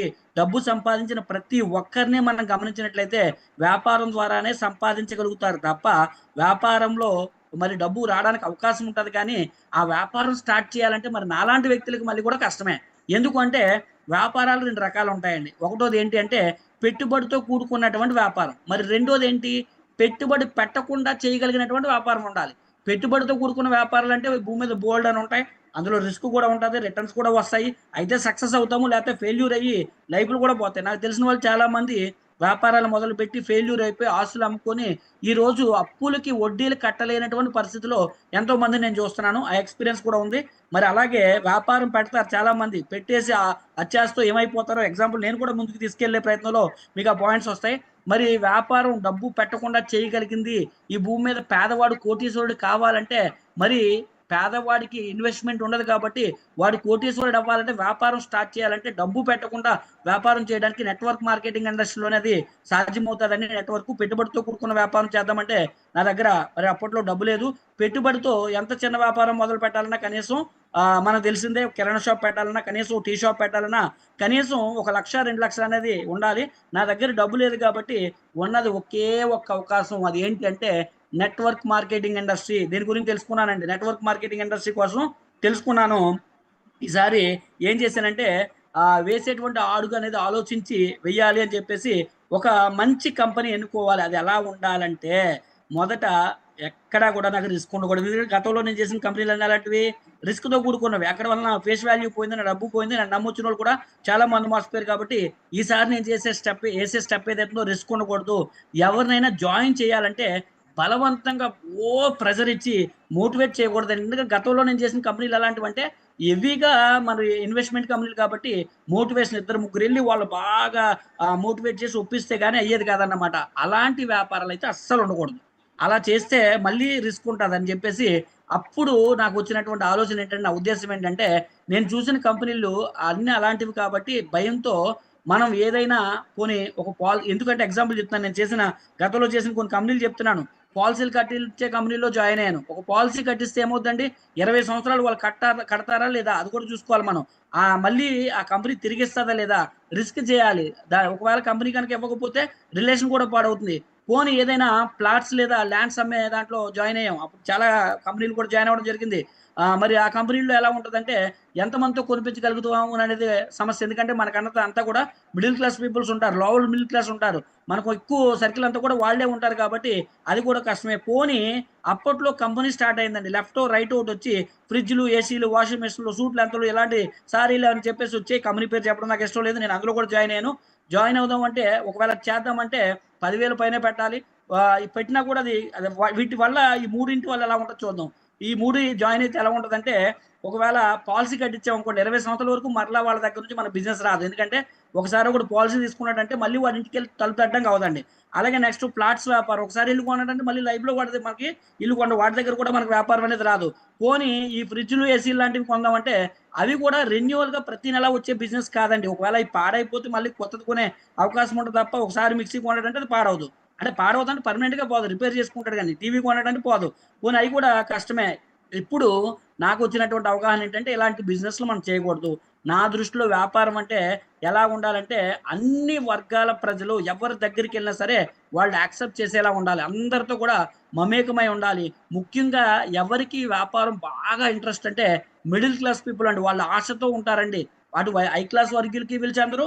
ఇటు లో క్లాస్‌కెళ్ళి ఎవరి దగ్గరికెళ్ళి చెయ్యి చాపి అడిగి తీసుకునేటువంటి పరిస్థితి ఉండదు కాబట్టి లోవర్ మిడిల్ క్లాస్‌ని మనం ఎక్కువగా టార్గెట్ చేయాలి. వాళ్ళకి అనుగుణంగా ఉండాలి. డబ్బులు పెట్టించే వ్యాపారం అయ్యి ఉండకూడదు. నాకు మెయిన్ ఎజెండా వాతావరణంతో గానీ, కాలంతో గానీ సంబంధం లేకుండా వ్యాపారం జరిగిపోవాలి. వర్షం వచ్చిందని వ్యాపారం ఆగిపోకూడదు. అలాగే నెక్స్ట్ ప్రకృతి వైపరీత్యాలు వచ్చాయని వ్యాపారం ఆగిపోకూడదు. నేను ఒక వ్యక్తిని గనక ఇంట్రొడ్యూస్ చేశాను అంటే గనక ఆ వ్యక్తి నుంచి ప్రతి నెల నాకు వ్యాపారం రావాలండి. ఆ వ్యక్తికి ఇప్పుడు ఎగ్జాంపుల్‌గా ఆ వ్యక్తిని నేను పార్ట్నర్‌గా చేసుకున్నాననుకోండి. ప్రతి నెల ఆ వ్యక్తి ద్వారా నాకు ఉపయోగం ఉండాలి. నా ద్వారా ఆ వ్యక్తి కూడా ప్రతి నెల హ్యాపీగా ఉండాలి. లాభం రావాలి. అలాంటి వ్యాపారం అయితే బావుంటదని చెప్పి ఆలోచన చేసి నేనొక మంచి నిర్ణయానికొచ్చేసాను. అంటే కొమ్ములొస్తాయంటారు కదా! అయ్యొచ్చాయి నాకు ఎలాగంటే ఇవన్నీ ఆలోచించడం వల్ల నాకొక ఆలోచన కలిగింది. అదేంటంటే నేనే ఒక వ్యాపార సామ్రాజ్యాన్ని స్థాపించాలి. మనిషి రోజువారీ జీవితంలో ఈరోజు చాలా మంది కంపెనీలు పెట్టేస్తున్నారు. ఫెయిల్ అయిపోతున్నారు కదా! ఇలాంటి ఒక తప్పుడు పని నేను కూడా చేశాను. రోజువారీ జీవితంలో మరి ఏదైతే ప్రొడక్ట్స్ వాడుకుంటాడో రోజువారీ జీవితంలో కూరగాయలు, పళ్ళు దగ్గర నుంచి నిత్యావసర సరుకులతో పాటు అన్ని వస్తువులతో కూడుకున్న వ్యాపారం అయితే బాగుంటది. ఇది అన్ని వర్గాల వారికి నిత్యము జీవితాంతం అవసరమైనట్టుగా ఉంటది కాబట్టి ఇది మనకి కరెక్ట్ బిజినెస్ అని చెప్పి డిసైడ్ చేసి ఈ వస్తువుల తయారీ నుండి కస్టమర్ వరకు చేరే 70% ఏదైతే ఉందో దాన్ని కాలిక్యులేట్ చేసి రకరకాల పద్ధతుల ద్వారాగా ఎగ్జాంపుల్‌గా కొన్ని కాలిక్యులేషన్స్ ఏసుకొని కూరగాయలు ఎగ్జాంపుల్ చూడండి. కూరగాయలు పండించే వాళ్ళైతే అమ్మేది రైతు కిలో రూ. 2కి, రూ. 3, రూ. 5 లోపే అమ్ముతాడు. కానీ అదేమవుతుందంటే ఈ టోల్ గేట్లు తర్వాత దళారీ వ్యవస్థలు, యార్డ్‌లు మారడం ఇయన్నీ మారేసరికి ఏమవుతుందంటే 40 నుంచి ఇప్పుడు ఎగ్జాంపుల్ కిలో టమోటా రూ. 5 లోపు రైతు దగ్గరకుంటే అది చేతులకొచ్చేసరికి అంటే కస్టమర్ చేతికొచ్చేసరికి 40, 50 అయిపోతుంది. అలాగే నిత్యావసర సరుకులు కూడా యాడ్స్, అడ్వర్టైజ్‌మెంట్స్ అలాగే ప్రింట్ మీడియా, ఎలక్ట్రానిక్ మీడియా, సి&ఎఫ్ ఏజెంట్లు, బ్రాండ్ అంబాసిడర్స్ వీళ్ళందరికీ 60-70% వరకు డబ్బు అనేది తినేస్తున్నారు. దీన్నే మనం ఏం చేయాలంటే నా ఆలోచన ఏంటంటే ఏం చేశానంటే మరి ఈ దళారీ వ్యవస్థ ఏదైతే ఉందో మధ్యవర్తుల ద్వారా ఏదైతే డబ్బు పోతుందో వృధాగా పోతుందో ఆ డబ్బుతోనే నేను ఒక మార్కెటింగ్ వ్యవస్థను స్థాపించి నా వ్యాపారంలో అసోసియేట్ అయ్యేటువంటి ప్రతి వ్యక్తికి జీవితాంతం ప్రతి నెల కూడా ఆదాయం వచ్చేలాగా ఒక సిస్టమ్‌ను తయారు చేయాలి. ఒక కంపెనీని ఎస్టాబ్లిష్ చేయాలని చెప్పి ప్రారంభించాలనుకున్నాను. అప్పుడు దాని మీద కొన్ని నెలలు హార్డ్ వర్క్ కూడా చేశాను. ఎక్కడ ఏ కాయగూరలు పడుతున్నాయి, ఎక్కడ ఏ పళ్ళు పడుతున్నాయి, వీటన్నిటి మీద పూర్తిగా మరి తిరగడం జరిగింది. 2, 3 సంవత్సరాలు కారులోనే పడుకొని అంటే నా దగ్గర కారు అది లేదు. వేరే ఒక వ్యక్తిని పట్టుకొని ఆయనతో పాటు తిరిగి ఎక్కడెక్కడ ఇవంతా కూడా చేసాము. రైతులు ఎక్కడికి అమ్ముతున్నారు, అలాగే రేట్ ఎంతకొస్తుంది, మధ్యలో ఎంతెంత డబ్బు పోతుంది, ఇదంతా కూడా ఒక అవగాహన తెచ్చుకొని నా దగ్గర డబ్బు లేకపోవడం వల్ల నాలాంటి ఆలోచన కలిగినటువంటి ఒక వ్యక్తి మరి కంపెనీ పెట్టడం జరిగింది. ఆ వ్యక్తి ఎవరో గారు ఈ మధ్య కాలంలో ఒక రూ. 500 కాన్సెప్ట్ పెట్టి స్కీమ్ పెట్టి ఒక 500 కోట్లు పెట్టుకొని పరారైపోయాడు. ఆ కంపెనీ పెట్టే ముందు కూడా నా దగ్గరికి వచ్చాడు. పేరు చెప్పకూడదు ఓకేనండి. బాగా చేశారు బిజినెస్ రూ. 500 కాన్సెప్టే. ట్రేడింగ్‌లోకి వెళ్ళిపోతారు, షేర్‌లోకి వెళ్ళిపోతారని చెప్పి చాలా మంది మోసపోయారు. ఆయన నాకు చాలా చీటింగ్ చేయడం వల్ల ఆయన నుంచి నేను బయటకు వచ్చేసాననమాట. మరి నాలాంటి ఆలోచన ఉందని చెప్పేసి ఎళ్ళాను కానీ తర్వాత ఆయన దగ్గర ఏమీ లేదు. ఆయన దగ్గర అంతా మోసం ఉందని చెప్పేసి ఆ కంపెనీ కూడా ఎళ్ళిపోయాం. కానీ నాకు తర్వాత మళ్ళీ అనుభవం వచ్చిందంటే ఏంటంటే గనక వ్యాపారం చేయాలంటే ఐడియా, డబ్బు ఉంటే సరిపోదు. మేనేజ్‌మెంట్ స్ట్రాంగ్‌గా ఉంటేనే కంపెనీ నడపడం, అలాగే మరలా ఫెయిల్ అవ్వడం అంటే మేనేజ్‌మెంట్ స్ట్రాంగ్‌గా లేకపోతే ఫెయిల్ అవ్వడం. చివరికి నేను ఒక నిర్ణయానికొచ్చాను. ఏంటంటే ఆల్రెడీ ఒక వెల్ ఎస్టాబ్లిష్డ్ కంపెనీ అయ్యుండాలి. అది ఎలాంటి కంపెనీ అయ్యుండాలంటే నా ఆలోచనకు తగ్గట్టుగా రిస్క్ లేకుండా, పెట్టుబడి లేకుండా సామాన్యుడు, అతి సామాన్యుడు నాతో పాటు ఇన్వాల్వ్ అయ్యేలాంటి ఒక కంపెనీ అయ్యుంటే బాగుంటాది అని చెప్పేసి అందులోను ఏ రోజు కూడా ఎవరికీ రిస్క్ ఉండకూడదు, లయబిలిటీ ఉండకూడదు. ప్లస్ నా వ్యాపారం ఎలా ఉండాలి? వర్షంతో సంబంధం ఉండకూడదు. ఈరోజు వర్షం పడింది, డ్యూటీకెళ్ళలేదంటే జీతం రాలేదంటే అలాంటి పరిస్థితి ఉండకూడదండి. కరోనా వచ్చింది. కరోనాలో కూడా వ్యాపారం అయి ఉండాలి. అంటే అప్పుడు కరోనా మనం ఊహించలేదు. ఎగ్జాంపుల్ చెప్తున్నాననమాట. అలాంటి వ్యాపారం అయితే బాగుంటాదని అనుకున్నాం కదా! ఇప్పుడు అలాంటి కంపెనీలో దొరికితే గనక కంపెనీలో నేను జాయిన్ అవుదామని చెప్పేసి ఇప్పుడు మార్కెటింగ్ మీద ఒక మంచి అవగాహన అయితే ఉందండి. ఏంటి చాలా కంపెనీలు చేశాను. ఫెయిల్ అయ్యాను. కంపెనీ కూడా పెట్టాము ఒక ఆయనతో కలిపి. అది కూడా ఫెయిల్ అయ్యాము. రిస్క్ లేకుండా, పెట్టుబడి లేకుండా, స్కీములు, స్కామ్‌లు లేకుండా మెయిను అన్ని కంపెనీలను చేసి చూసిన మైనస్‌లు కిట్లు లేకుండా సామాన్యులు, అతి సామాన్యులతో కలిసి చేసే కంపెనీ ఓకేనండి. అయ్యుంటే అలాంటి ప్రొడక్ట్స్ అయ్యుంటే మరి క్వాలిటీ ఉండాలి, ప్లాన్ బాగుండాలి, మేనేజ్‌మెంట్ బాగుండాలి, ప్రైస్ అందుబాటులో ఉండాలి. అలాంటి లక్షణాలు కలిగినటువంటి కంపెనీ దొరికితే చేద్దామని కంపెనీల ప్లాన్స్, సిస్టమ్స్ ఇవన్నీ కూడా స్టడీ చేసుకుంటూ ప్రతి నెల కూడా స్టడీ చేసుకుంటూ ముందుకెళ్ళానండి. అయితే అందులో మరి నాకు బాగా అనుభవం ఏంటి అంటే గనక బైనరీ కంపెనీ ఫస్ట్ చేయొద్దు. ఎందుకంటే అది ఏదో రోజున అది ముంచేస్తది. లెఫ్ట్ ఒకడినేసేసి రైట్ ఒకడినేసేస్తే యేసుకుంటూ పోతుంటే మనం ఏదో రోజు మనల్ని ఇంకొకడు ఏసేస్తాడు. ఆ పరిస్థితి మనకొద్దని చెప్పేసి ఫస్ట్ అది డిసైడ్ అయ్యాను. ఆ టైప్ ఆఫ్ కంపెనీల గురించి మనకు ఆల్రెడీ అనుభవం ఉంది కాబట్టి అయి వద్దని డిసైడ్ అయిపోయాను. అందుకనే ఈసారి నా టార్గెట్ ఏంటంటే యూని లెవెల్ కంపెనీలు చూద్దామని మరి డిసైడ్ అయ్యాను. ఎందుకు యూని లెవెల్ కంపెనీల మీద పడ్డానంటే యూని లెవెల్ కంపెనీల తాలూకా హిస్టరీ ఏ కంపెనీ చూసినా సరే వందల సంవత్సరాల నుంచి ఉన్నాయి. వందల దేశాల్లో వ్యాపార లావాదేవీలు కొనసాగిస్తున్నాయి కాబట్టి యూని లెవెల్ కంపెనీల్లో చేస్తే బాగుంటుందని చెప్పి స్టడీ చేయడం మొదలు పెడితే మరలా ఇందులో కూడా ఒక ప్రాబ్లం వచ్చింది. ఏంటంటే ఇండియాలో ఏవైతే యూని లెవెల్ కంపెనీలు ఉన్నాయో 99% అన్నీ కూడా ఫారిన్ కంపెనీలే. వీటి వల్ల మన నష్టం ఏంటంటే కాస్ట్ అనేది ఎక్కువ. దాంతో పాటుగా సామాన్యులు కొనలేరు. పోనీ పని చేసిన వారికి తగ్గట్టుగా ఆదాయం వస్తదంటే అది కూడా రాదు. ఆదాయం ఉండదు. అంతేకాకుండా ప్రొడక్ట్స్ కొనుక్కునే వారికి అందుబాటులో ఎక్కడ కూడా స్టోర్స్ ఉండవు. ఈ విధంగా ఉంటే మనం ముందుకెళ్ళలేమని చెప్పేసి మళ్ళీ ఒక్కసారి బ్యాక్ స్టెప్ వేయడం జరిగిందండి. మరి అలాంటి సిట్యుయేషన్‌లో నాకు మిరాకిల్ దేవుడు మనకి ఎక్కడ చేర్చాలో అవి చేర్చడం కోసం ఇవన్నీ అనుభవాలు ఇస్తారన్నట్టుగా నాకు మరి అటువంటి సమయంలో వెస్టేజ్ కంపెనీ ప్లాన్ మళ్ళీ ఎవరైతే నా అప్లయన్స్ ఉన్నారో, నా మిత్రులు ఎవరైతే ఉన్నారో వాళ్ళు మళ్ళీ పరిచయం చేశారు. నేను ఈ కంపెనీని మనస్ఫూర్తిగా నమ్మలేదు. కారణం కూడా లేకపోలేదండి. అప్పటికే నెట్వర్క్ మార్కెటింగ్‌లో పనికిమాల కంపెనీలు చూసేసాం. ఫారిన్ కంపెనీలు కూడా చూసేసాం కాబట్టి వెస్టేజ్ కంపెనీలో ప్రొడక్ట్ కాస్ట్ చాలా తక్కువ కదా! ఇన్కమ్ కూడా చాలా ఎక్కువ ఇచ్చేస్తున్నారు, లక్షల్లో ఇచ్చేస్తున్నాం అన్నారు. మరి ఇది ఎంతవరకు నమ్మొచ్చు, బిలీవ్ చేయొచ్చు అని చెప్పేసి మరి ఎందుకంటే వేరే కంపెనీలో పేస్ట్ నేను మలేషియన్ కంపెనీ అంటే కంపెనీ అది కూడా గ్యానోడర్మా పేస్టే. ఎప్పుడు 2016 టైంలోనే ₹240 పేస్ట్ కొనుక్కొని వాడేవాడిని. అలాగే 60 క్యాప్సూల్స్ ఉన్న మరి అక్కడ గ్యానోడర్మా క్యాప్సూల్స్ ఏవైతే ఉన్నాయో 60 క్యాప్సూల్స్ ₹960 ఎప్పుడు 2016లోనే. మరి అందువల్ల మరి అంటే స్పిరులినా క్యాప్సూల్స్ ₹960. మరి అప్పుడు వెస్టేజ్ ప్రొడక్ట్స్ వచ్చేసరికి పేస్ట్ ₹55. మరి స్పిరులినా క్యాప్సూల్స్ వచ్చేసరికి 960 అక్కడ ఉంటే ఇక్కడ 300కే వచ్చేసేవి. మరి ప్రొడక్ట్ ఇంత తక్కువ రేట్ కదా, క్వాలిటీ ఉండదేమో అనేటువంటి ఇంకొక భయం అండి. ఇన్కమ్ ఎక్కువ ఇచ్చేస్తున్నారు, కంపెనీ నిలబడదేమో అని చెప్పేసి భయపడ్డాను. కానీ కొంతకాలం తర్వాత నాకు ఎవరైతే వెస్టేజ్ కంపెనీ గురించి చెప్పారో వాళ్ళ తాలూకా ఇన్కమ్ చూశాను, అబ్జర్వ్ చేస్తున్నాను, వాళ్ళ స్టేటస్లు చూస్తున్నాను, చూసి ఆశ్చర్యపడి ఇది ఎంతవరకు కరెక్ట్ అని చెప్పేసి దీని గురించి తెలుసుకోవాల్సినటువంటి ఒక సందర్భం వచ్చింది. ఎందుకు అంటే నన్ను జాయిన్ చేసిన వ్యక్తి కారులో తిరుగుతున్నాడు, ఒక ఆర్డినరీ పర్సన్ కారులో తిరుగుతున్నాడు, ఇల్లు కొన్నాడు, గృహప్రవేశ ఇన్విటేషన్ ఇచ్చాడు, వెళ్ళాను, చూశాను, చూసిన తర్వాత ఇది ఎంతవరకు కరెక్ట్ అని చెప్పేసి మరి దీని మీద స్టడీ చేయడం మొదలు పెట్టినప్పుడు చాలా ఆశ్చర్యకరమైనటువంటి విషయాలు అయితే నేను తెలుసుకోవడం జరిగిందండి. ఎలాంటి ఆశ్చర్యకరమైనటువంటి విషయాలు తెలుసుకున్నానంటే ఈ ప్రపంచం మొత్తం మీద ఈ ప్రపంచం మొత్తం మీద ఎన్ని ఎలాంటి కంపెనీలు ఉన్నాయో ఆ కంపెనీలన్నీ కూడా అంటే ఎలాంటివి స్టాండర్డ్ కంపెనీల కోసం నేను మాట్లాడుతున్నాను. చెత్త చెదారం కంపెనీల కోసం లెఫ్ట్లు రైట్లు ఈ స్కీములు స్కాములు కిట్లు వీటి కోసం నేను మాట్లాడట్లే. స్టాండర్డ్ కంపెనీలు కొన్ని ఉంటాయండి. మనది ఒకటే మంచిదని చెప్పట్లే. కొన్ని కంపెనీలు ఉంటాయి, కాకపోతే సామాన్యుడు జాయిన్ అవ్వలేడు. అక్కడ ప్రోడక్ట్ కొనుక్కోవడానికి మాత్రమే క్వాలిటీ ఉంటుంది కానీ డబ్బు రాదు. ఓకేనండి. ఈ బిజినెస్లో ఇలాంటి ఈ టైప్ ఆఫ్ బిజినెస్లో ఏవైతే స్టాండర్డ్ కంపెనీలు ఉన్నాయో ఎలాంటి కంపెనీలు అన్ని కూడా ఆయుర్వేదం మీదే ఆధారపడి అనేవి నడుస్తాయి. కానీ మనందరికీ తెలిసినటువంటి విషయం ఏంటంటే ఆయుర్వేదం పుట్టింది ఎక్కడంటే ఇండియాలో, ఎప్పటికీ ఆయుర్వేదం పండేది ఎక్కడంటే ఇండియాలో. ఈ ఆయుర్వేదం వాడేవాళ్ళు ఎవర్రా అంటే మాత్రం ఇండియన్స్ కాదండి. అదే మన దౌర్భాగ్యమైనటువంటి పరిస్థితి అన్నమాట. ఒకప్పుడు భారతదేశంలో ఒక 100 ఇయర్స్ బ్యాక్ వెళ్ళాం అనుకోండి, మనకి సహజసిద్ధంగా బ్రతికే వాళ్ళు 100 నుంచి 120 సంవత్సరాలు బ్రతికే వాళ్ళు. అప్పట్లో పండించే విధానం వేరు, న్యాచురల్గా మరి వాళ్ళు సంవత్సరానికి ఒక పంటే పండేది. అలాగే ఎరువులు కూడా న్యాచురల్గా వాడేవాళ్ళు. అందువల్ల వాళ్ళు వినియోగించే పాత్రలు కానీ లైఫ్ స్టైల్ కానీ అంతా కూడా వాళ్ళు మట్టి పాత్రలో వండుకొని తినేవాళ్ళు, కర్రల పొయ్యిలతో వండుకునేవాళ్ళు. వాళ్ళ జీవన విధానం అంతా కూడా ఆరోగ్యంగా ఉండేది. అందుకే అప్పట్లో హాస్పిటల్ లేవు, డాక్టర్స్ లేరు, వ్యాధులు లేవు. 100 సంవత్సరాలు దాటి బ్రతికినా కూడా చనిపోయేటప్పుడు కూడా ఆరోగ్యంగానే చనిపోయేవారు. దాని అంతటికి కారణం ఏంటంటే భారతదేశం యొక్క గొప్పతనం అండి. అందుకే భారతదేశం అంటేనే ఏమని పిలుస్తారు, ఆయుర్వేద నిలయంగా పేరు. అయితే ఆయుర్వేదం వాడి విదేశాల వాళ్ళు 100 సంవత్సరాల పైగా ఎప్పటికీ ఆరోగ్యంగా బ్రతుకుతారు. కానీ మన దేశంలోకి వచ్చేసరికి ఏమవుతుందంటే వాళ్ళు ప్రవేశపెట్టినటువంటి దరిద్రమైనటువంటి ఈ అల్లోపతులు రకరకాల వైద్య విధానాలన్నీ కూడా మనం వాడు ఏమవుతున్నామంటే మన జీవితాలు అనేవి నాశనం చేసుకుంటున్నాం. ఈ విషయం అయితే నాకు వెస్టేజ్ వాళ్ళు తెలిసిందండి.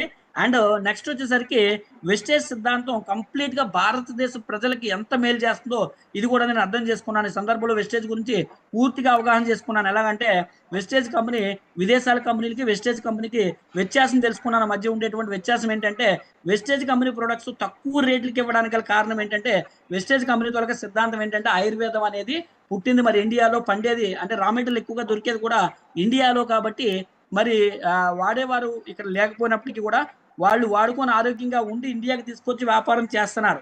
అదే ప్రొడక్ట్ని మరి ఇక్కడే రా మెటీరియల్ దొరుకుతున్నప్పుడు ఇక్కడే తయారు చేయగలిగితే ఒక రిక్షా తొక్కునే వ్యక్తి లేదా ఒక లేబర్, నాలాంటి ఒక లేబర్ వర్క్ చేసుకునేటువంటి వ్యక్తి దగ్గర నుండి ప్రతి ఒక్కరు కూడా ఈ ప్రొడక్ట్స్ వాడేలాగా ఈ ప్రొడక్ట్స్ తయారు చేయాలని చెప్పేసి వెస్టేజ్ కంపెనీ అనేది మరి నిర్ణయించుకొని మరి సామాన్యుడు అతి సామాన్యుడు కూడా ఈ ప్రొడక్ట్స్ కొనుక్కొని వాడుకునేలాంటి మరి కంపెనీ అనేది ప్రొడక్ట్ క్వాలిటీతో ఇండియన్ ప్రైస్కి మెయిన్ ఏంటంటే అడ్వాంటేజ్ ఏంటంటే ప్రొడక్ట్లో ఇంటర్నేషనల్ క్వాలిటీ ఉంటుంది, ఇండియన్ ప్రైస్కే ఈ ప్రొడక్ట్ అనేది దొరుకుతుందండి. అది మెయిన్ అడ్వాంటేజ్ అనమాట.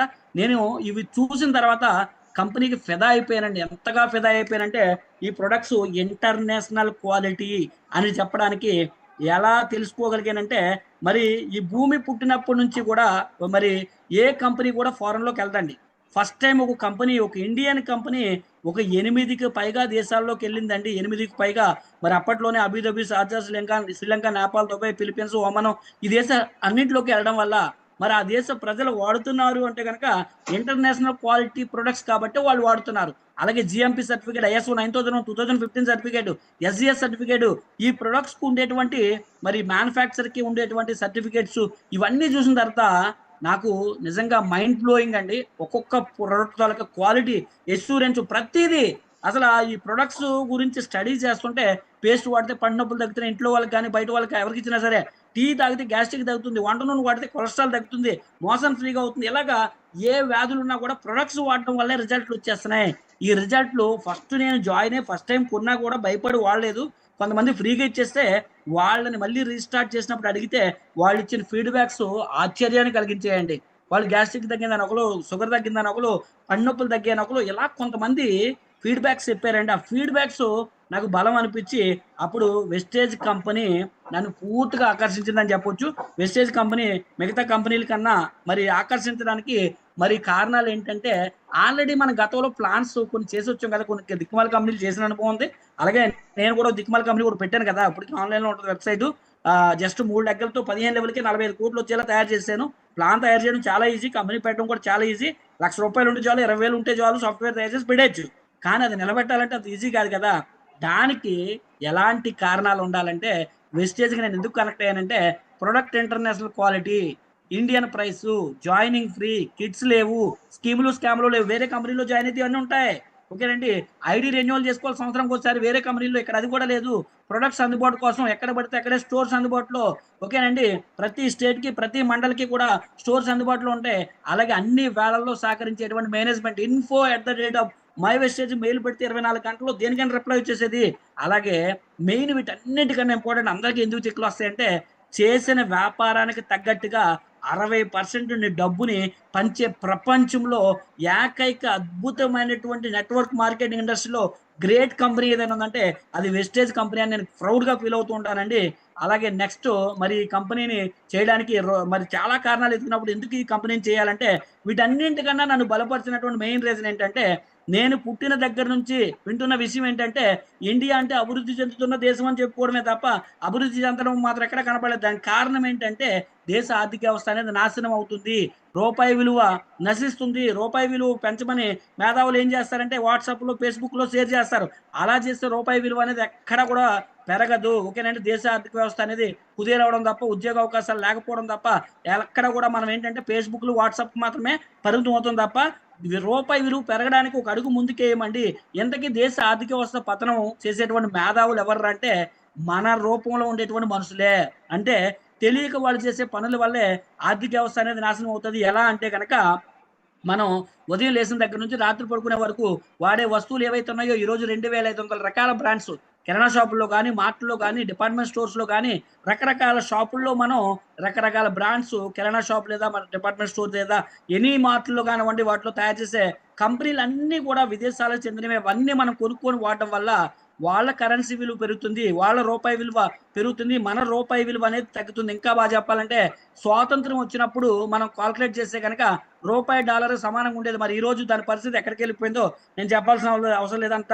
మరి రోజు రోజుకి దిగజారిపోతుందంటే భారతదేశంలో ఉండి మన దేశాన్నే మనం తెలియకుండా మనం నాశనం ఎలా చేసుకుంటున్నామంటే ఉదయం లేసిన దగ్గర నుంచి గుడ్ మార్నింగ్ నుంచి పేస్ట్ నుంచి చివరికి మన ఇంట్లో వాడే గుడ్ నైట్ ఆల్ ఔట్ వరకు కూడా ఫారిన్ కంపెనీసే. అందుకే దేశ ఆర్థిక వ్యవస్థ నాశనం అవుతుంది. రూపాయి విలువ తగ్గిపోతుంది. అందుకే ఉద్యోగ అవకాశాలు ఉండవు. మళ్ళీ ఎడారి దేశాల్లోకెళ్ళి వాళ్ళ కాళ్ళు, వీళ్ళ కాళ్ళు పట్టుకొని అక్కడ మనం బ్రతకాల్సినటువంటి పరిస్థితి అనేది ఈరోజు మనకు వస్తుంది అంటే కారణం ఏంటంటే, మనం చేసే పని. అది ఒక్కసారి నేను ఆలోచించానండి. ఇప్పుడైనా నేనొకటే అనుకున్నాను. నాలో మానవత్వం ఉంటే గనక నేను భారతీయుడినని అనుకుంటే గనక నేను పుట్టిన గడ్డకి నేను రుణం తీసుకోవాల్సినటువంటి పరిస్థితి వస్తే గనక మరి ఆగస్టు 15 రోజున జనవరి 26 రోజున జెండా వందనం వచ్చినప్పుడు లేదా సినిమాలకెళ్ళినప్పుడు జనగణమన ఏసినప్పుడు లేచి నుంచుంటే నా దేశం బాగుపడదు. నా వంతు నేను చేయగలిగిన మంచి ఏదైనా ఉంది అంటే గనక అది ఏంటి అంటే విదేశీ వస్తువులు వాడడానికి బదులుగా అది వాడి నా దేశానికి నష్టం చేయడానికి బదులుగా మన దేశ ఆర్థిక వ్యవస్థను మెరుగుపరుచుకోవడానికి, మన రూపాయి విలువను పెంచుకోవడానికి, మన దేశీయోత్పత్తులు మన షాపును మార్చుకుంటే మన జీవితం మారుతుంది. వెస్టేజ్ కంపెనీ అనేది కంప్లీట్‌గా ఇండియన్ కంపెనీ. ఇండియన్ వస్తువులు మన దేశం మారుతుంది. ఒక్క మార్పు మనందరిలో కలిగితే మనం ఎవరైతే ఇండియన్స్ అని చెప్పుకుంటున్నామో అందరి జీవితాలు మారడానికి అవకాశం ఉంటది. మరి ఆ విధంగా నేను వెస్టేజ్ కంపెనీ స్టార్ట్ చేశాను. వెస్టేజ్ కంపెనీ స్టార్ట్ చేయడం వల్ల మరి సమయం అవుతుంది కాబట్టి ఫాస్ట్‌గా కొన్ని కంప్లీట్ చేస్తాను. మరి నా జీవితం ఎలా మారింది అనేది స్టెప్ బై స్టెప్ నేను తీసుకుంటూ మీకు ముందుకెళ్తాను, చూపిస్తాను. మరి ఈ బిజినెస్‌లో స్టార్ట్ చేసినప్పుడు స్టార్టింగ్‌లో ప్రతి ఒక్కరికి కూడా మరి కష్టంగానే ఉంటది. మరి తర్వాత ఎలా ఉంటదంటే ఈ బిజినెస్సు మనం ఒక్క అడుగు ముందుకేసి నిలబడగలిగితే ఈ బిజినెస్‌లో కంప్లీట్‌గా మన జీవితాన్నే మార్చేస్తాది అని చెప్పడానికి ఒక ప్లంబర్‌గా ఉన్న నేను నా జీవితాన్నే కంప్లీట్‌గా మార్చేసుకోగలిగానండి. స్టార్టింగ్‌లో ఇక్కడ చిల్లర డబ్బులే వస్తాయి. ఆ చిల్లర డబ్బుల దగ్గర మనం ఆగిపోతే మన జీవితం అనేది పై స్థాయికెళ్ళదు. మరి నేను స్టార్ట్ చేసినప్పుడు టూ వీలర్‌తో ఈ బిజినెస్ స్టార్ట్ చేశాను. టూ వీలర్ కొనడం కూడా చాలా కష్టం. మరి అలాంటి సిట్యుయేషన్‌లో తిరగడానికి డబ్బులు లేని పరిస్థితిలో మరి నాకు ఫస్ట్ మంత్ వచ్చిన ఇన్‌కమ్ ఎంత అంటే 1036 ఇది నా ప్రమేయం లేకుండానే వచ్చేసిందండి. అప్పుడు నా అప్లైన్ ఐడీ ఏసారు. ఆయన ఏదో కొట్టాడు. ఆ బిజినెస్ వచ్చింది. చేయలే. ఓకేనండి. కానీ తర్వాత నేను ఈ బిజినెస్‌లో నిలబడడం వల్ల నాకు ప్రతి నెల ఇన్‌కమ్ పెరుగుతూ వచ్చింది. డైరెక్టర్ అయ్యాను. డైరెక్టర్ అవ్వడం వల్ల చూడండి మరి రూ. 9,155 డైరెక్టర్ ద్వారా ఇన్‌కమ్ తీసుకోవడం జరిగింది. ఆ తర్వాత ఒక బూట్ క్యాంప్‌కెళ్ళాను. బూట్ క్యాంప్‌కెళ్ళి 6 కిలోమీటర్లు నడిచి డార్మెటరీలో ఉండడానికి డబ్బులు లేక విజయవాడలో మరి చాలా స్ట్రగుల్ ఫేస్ చేస్తూ మరి ఒక మహాతల్లి ఆ రోజు నాకు ఒక రూ. 500 అప్పు ఇవ్వకపోతే నేను ఈ బిజినెస్‌కి దూరమయ్యి ఉండేవాడిని. ఆవిడ 500 ఇవ్వడం వల్ల రెండో రోజు డార్మెటరీలో ఉండడానికి నాకు సహాయం చేయడం వల్ల మరి ఈరోజు నేను చాలా ఆవిడకి థాంక్స్ చెప్తాను. ఎందుకంటే ఆ రోజు ఆవిడ హెల్ప్ చేయకపోయుంటే నేను విషయంలో నిలబడి ఉండేవాడిని కాదు. ఆ తర్వాత డైరెక్టర్ అయ్యాను. డైరెక్టర్ తర్వాత నెక్స్ట్ లెవెల్‌కి చేరుకోవడం జరిగింది.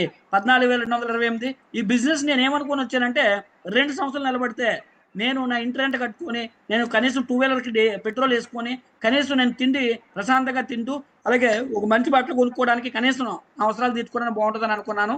అప్పుడు నాకు ఆ టైంలో బాలీసార్ మీటింగ్ కూడా అయింది. కోర్ట్ స్టేడియంలో విశాఖపట్నంలో మీటింగ్‌కెళ్ళాను. అక్కడికెళ్ళిన తర్వాత కంప్లీట్‌గా మైండ్ మారిపోయింది. ఈ బిజినెస్ 10,000, 20,000 కాదు లక్షొస్తేనే, లక్ష కోసమే బిజినెస్ రావాలి తప్ప 10,000 కోసం, 20,000 కోసం ఈ బిజినెస్ రాకూడదని అనుకున్నాను.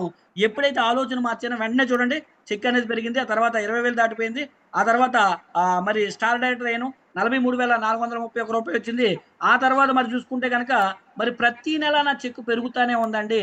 స్టార్ డైరెక్టర్ అయ్యాను. స్టార్ డైరెక్టర్ అయిన తర్వాత మరి కారు మరి తీసుకోవాలన్న ఆలోచన. ఎందుకంటే జీవితంలో కారు కొనడం అనేది పెద్ద కల. ఎందుకంటే కారు కొంటే మరి బిజినెస్‌లో జీవితం మారుతదన్నారు. నా జీవితానికి బండి మెయింటైన్ చేయడమే చాలా కష్టం. అలాంటిది కారు ఆలోచనే లేదు. కానీ మనకి మోటివేట్ చేయడానికి ఎవరో ఒకరు వ్యక్తి మన జీవితంలో మోటివేట్ చేస్తారు. ఒకరోజు ఒక వ్యక్తి కారు ఒకసారి తోలడానికి అడిగితే ఆయన చాలా నా మీద దుర్భాషలాడితే ఆ రోజు నేను నిర్ణయించుకున్నాను. ఎందుకంటే చాలామంది మనల్ని తిడితే మనం ఏమనుకుంటామంటే వాళ్ళని శత్రువులుగా ఫీల్ అవుతాం. వాళ్ళు మనకి మేలు చేయడం కోసం, మనల్ని మోటివేట్ చేయడం కోసం వాళ్ళు మనల్ని తిడతారు, మనల్ని రెచ్చగొడతారు. ఆ రెచ్చగొట్టిన దాంట్లో నుంచే మోటివేషన్ వస్తది. ఆ మోటివేషనే మనల్ని విజయం వైపు నడిపిస్తదని చెప్పడానికి నేను ఈరోజు కారు కొన్నానంటే నన్ను తిట్టిన వ్యక్తికి నేను థాంక్స్ చెప్తానండి. ఎందుకంటే ఆ రోజు ఆయన నన్ను హేళన చేయకపోతే, ఆయన కారు గురించి గొప్పగా చెప్పకపోయుంటే, నీ వల్ల అవ్వదు అని ఆయన అనకపోయుంటే, నేను కారు కొనేవాడినే కాదు. సీదా ఆయన దగ్గర నుంచి ఫీల్డ్ వర్క్ అయిపోయిన తర్వాత వైజాగొచ్చి, వైజాగ్‌లో కారు అంటే ఏంటో తెలీదు. ఏ కారు కొనాలో తెలీదు. డ్రైవింగ్ రాదు. మరి అంతంత మాత్రమే వాళ్ళ దగ్గర, వీళ్ళ దగ్గర చూసిన డ్రైవింగే. కారు కొనడం తెలియకపోయినా కూడా కారు షోరూమ్‌లన్నీ చుట్టుముట్టి, మరి ఫస్టు క్విడ్ కొందామనుకున్నాను. చిన్నగా ఉంది. మరి వెస్టేజ్ బిజినెస్ అంటే పెద్దగా మనం చెప్తున్నాం. పెద్ద కారు కావాలని. టియాగోకెళ్ళినప్పుడు ఇది కూడా కాదు. స్విఫ్ట్ అప్పుడే లాంచ్ అయిందండి. ఫస్ట్ టైము 2018లో స్విఫ్ట్ మోడల్ మార్చారు. కొంచెం లెంతీగా ఉంది. అప్పుడనిపించింది ఈ కారు చూపిస్తే జనాలకు మోటివేషన్ వస్తది. ఈ కారైతే బావుంటదని చెప్పి డేర్ చేసి తీసుకున్నాను. కానీ ఇంటికి పట్టుకెళ్ళడం కూడా రాదు. స్పీడ్ బ్రేకర్ ఎక్కలేదురా కారు. ఓకేనండి.